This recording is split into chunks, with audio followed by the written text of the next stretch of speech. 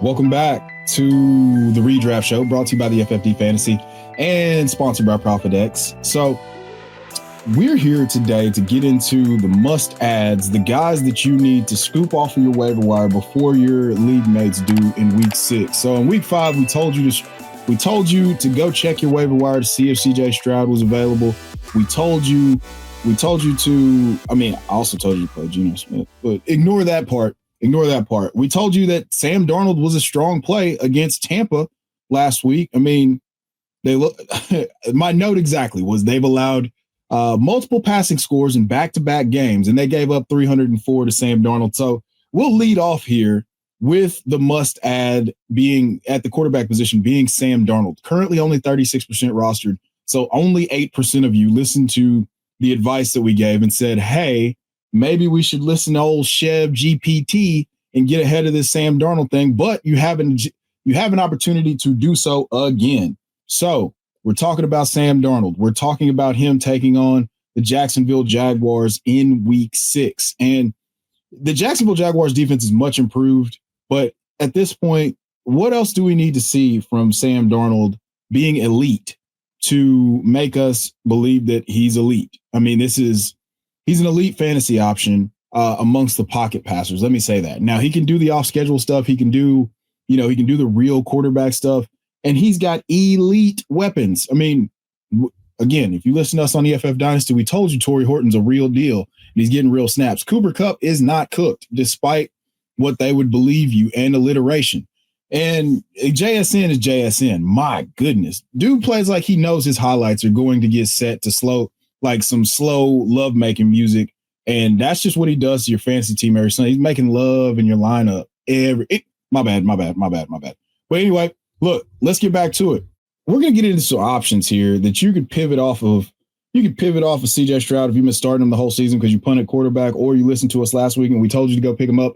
And then we were like, hey, just maybe, we can roster, we can give CJ Stroud another go, and he ended up being elite.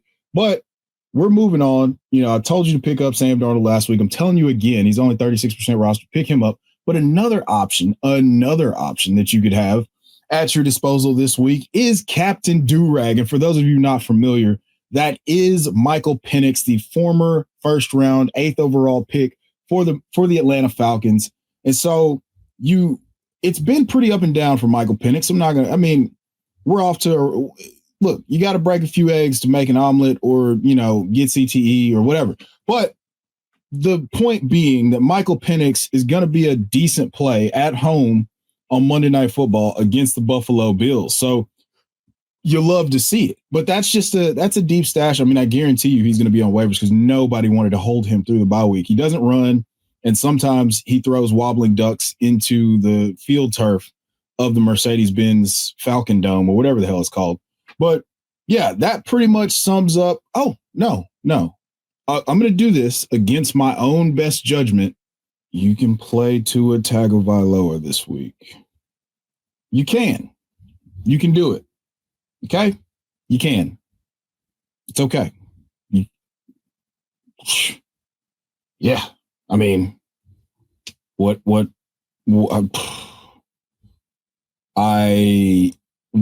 we doing? It's 2025 and you got Tua Tagovailoa on your roster. Like, let's make this happen. Honestly, the Chargers are such a thin unit right now. They have effectively no pass rush. You can do this. Okay.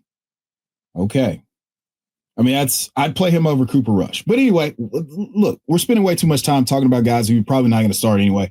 And what we have here, moving on to the running back position, is you got Michael Carter. Now, Michael Carter shot up. So the post-waiver run on Michael Carter was crazy. We didn't even get him into the show because we were all excited, here as guys who were just on the Trey Benson to the moon train. And then Trey Benson went to the surgical table and not to the moon. So we had to pivot to Amari DiMercato. That almost worked out, but also most people pivoted to Michael Carter because he's now 59% rostered. You can go pick up Michael Carter, if he's available, I personally think that what they've seen from him doesn't give me confidence at all that he's going to be able to, that he's going to pay this off. So 18 carries, 51 yards. He does get the touchdown. Otherwise, everybody would be like, I don't know, Michael Carter's not that good. But because he scored a touchdown now, we have to mention him. The guy that I'm most interested in is a guy who I've thought has always had juice, and that's Bam Knight. Zonavan Knight, for those of you who are not familiar. He's bounced around a couple of practice squads. He's been with the Jets. He's been with the Lions. And now he made the initial 53 with the Arizona Cardinals. And this is, again, I've always liked him. I think that Amari DiMercato fumbled his way into an opportunity for Zonavan Knight. And I really think that this is going to be something. So he's only 7% rostered. And that's because the post waiver run last week, people just added. I might be 7% of the additions because I added him every single place that I had a chance. So that's a thing that we need to keep our eyes on.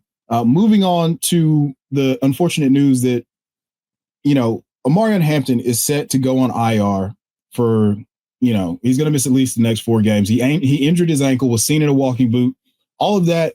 And, Jim Khakis Harbaugh said that he's going to miss some time. So now we're left with Kimani Vidal and Hassan Haskins, both 0% rostered. I just gave you the matchup for this week, and I'm not super confident in either one, but if I had to take a bet on one, it would be Kimani Vidal. Absolutely, without question.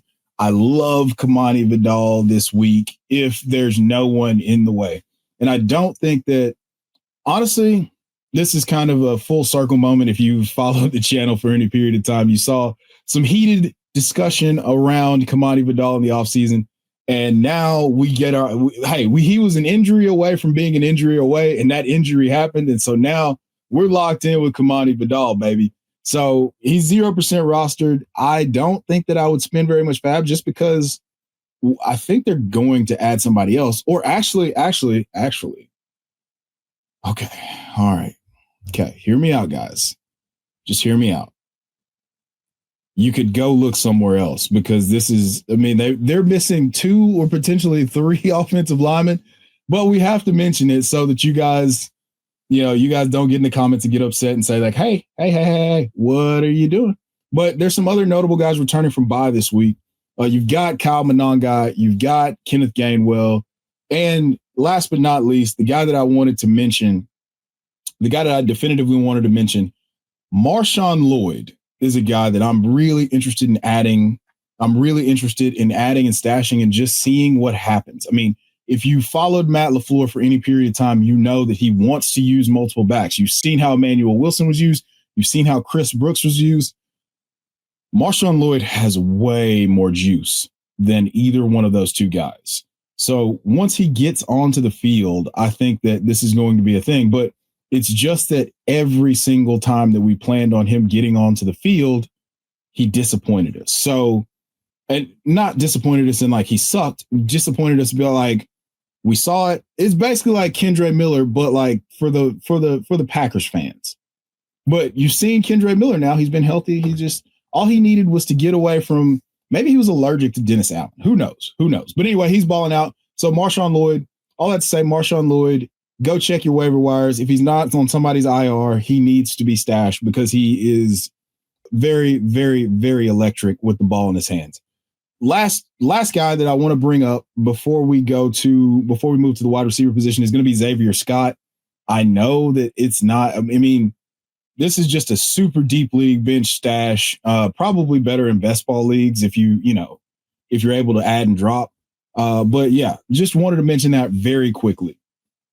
Let's move on to the wide receivers where you're headlined by a bunch of caveats. So obviously the guy out of this group is going to be coming off a bye, Romeo Doubs. So Romeo Doubs had a 3 touchdown game against Dallas and, set the world on fire. He went on like straight from the performance. It's the worst because, it's the worst and the best because what you have here is you have an opportunity for people to have forgotten about how good Romeo Doubs performed in week 4. And so, he's 62% rostered. Let's just start there. Check your waiver wires because I want to I want pieces of that Packers offense, even though we don't know who it's going to be week in and week out. So let's start with Romeo Doubs, 62% rostered. Let's go check him out, see if he's available. Because there's some people who might have desperation dropped or had to drop because of injuries or just being hit by that hellacious 4-team bye last week. I say that somewhat facetiously, but I'm being for real a little bit. I don't know. Am I? Figure it out. Anywho, you've got Ryan Flournoy of the Dallas Cowboys. Now, Ryan Flournoy is a 6'1", 210-pound receiver. He ran 4.4, and he had 11-foot broad jump and a 39.5-inch vertical. And if you watch the Cowboys game last week or the game against the Packers, he was getting more involved into the offense. And so this is, I think, a bit of signal as long as CeeDee Lamb is out. And that's the caveat that's going to come with most of the wide receiver additions for the must-add episode here this week, is that these guys, I feel like, are going to produce. Now, Ryan Flournoy did finish with 9 targets, 6 catches, 114 yards. But however, it's the juice and the athleticism when he gets the ball that makes you say, like, hey, this could be a thing. And I'm really interested to see what that thing is. So just keep that in mind. You got Kendrick Bourne. Okay.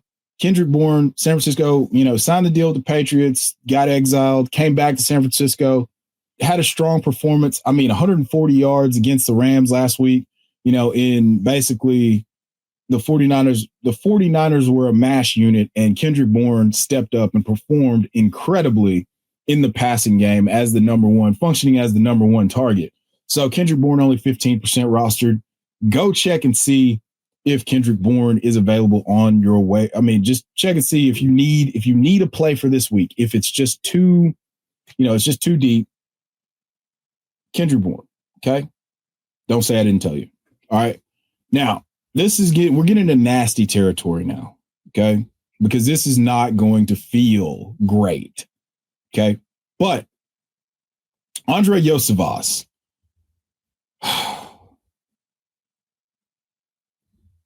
we wanted to take a pause there because I wanted you to understand that this is not something that I bring to you, but he's coming off a career high in receptions and receiving yards. And honestly, this Bengals team is so bad running the football that they might just sacrifice years off of Jake Browning's life here and just let him drop back and throw the ball 40 times a game and get pummeled. And it's going to be the most sad version. He's the Michael Scott of Jameis Winston's. And Michael Scott from the Dunder Mifflin Paper Company. I don't mean like any cool Michael Scott that you've never heard of that does really cool stuff. I mean Michael Scott, the paper company dude. He's that of Jameis Winston, because it's just really sad. But the good thing is there's a ton of garbage time. So you're going to have opportunities to accumulate with Andrei Iosivas. So Bengals wide receiver, that's a good, it's a good option if you're absolutely decimated at receiver. But do what you can. Wanted to mention that Jalen Coker is expected to practice this week. This would be my priority add over any of these guys. Jalen Coker is really good at football. And this passing offense for the Panthers is struggling because they don't have an easy button right now. So with no easy, Jalen Coker is going to function as that easy button for Bryce Young. And I do believe that that's going to be something that is sticky. He's expected to practice this week. As long as he didn't hurt himself in practice again, we're absolutely all in on Jalen Coker, Carolina Panthers' second-year wide receiver. So I expect him to practice. I expect him not to get hurt again. But my expectations mean absolutely nothing. So moving on, last but not least, before we move on to the tight ends, I wanted to say that Calvin Austin coming off the bye week. He's been the second option in the Steelers passing attack. This is more of a, if you're in a deep best ball league, you can add him because he's going to give you spike weeks every single time that he gets targeted on a regular basis. He performs. So yeah, Calvin Austin. Make sure that Pittsburgh Steelers wide receiver, make sure you get him in there. Let's move on to the tight end position real quick. There's one item of significance or two items of significance here. Theo Johnson, who we told you to stream last week. Hey, one of the guys you needed to stream last week because I thought that this was going to be something that was way more important. He was only 5% rostered last week. Now he's 10% rostered. He scored 3 touchdowns in 2 games. And I think he's going to be a focal point of this offense with no Malik Neighbors. Now, he did have 7 targets. He finished with 6 catches, 33 yards and 2 touchdowns. He's 6'6" and 265. Like, he almost broke the Raz model. So this is a guy who's big, who can be an easy target for Jackson Dart. We're starting to see that chemistry fill up. It's Cam Scatterbo. It's going to be Theo Johnson. Like, let's make sure that we need to take advantage of this. 10% roster, 3 touchdowns in 2 weeks, 7 targets last week. And he freaking broke the Raz model. Make sure that you're adding Theo Johnson where you can, please.